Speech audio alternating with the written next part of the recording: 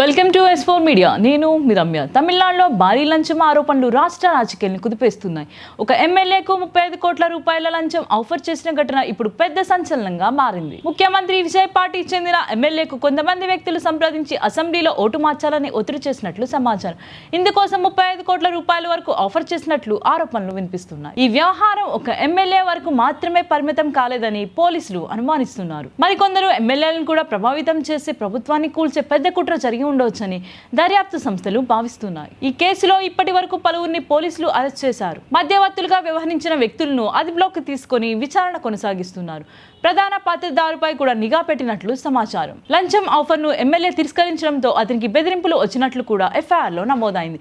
ఈ పరిణామం రాష్ట్రంలో చర్చనీయాంశంగా మారింది. ఇదిలా ఉండగా అధికార పార్టీ దీన్ని ప్రభుత్వాన్ని కూల్చే కుట్రగా అభివర్ణిస్తుండగా ప్రతిపక్ష పార్టీ మాత్రం ఈ ఆరోపణలను పూర్తిగా ఖండిస్తుంది. ఇలా 35 కోట్ల లంచం కేసు తమిళనాడు రాజకీయాల్లో తీవ్ర ఉద్రిక్తతకు దారితీస్తుంది. ఆరోపణలు ప్రతి ఆరోపణల మధ్య ఈ కేసు మరింత మలుపులు తిరిగే అవకాశం ఉంది.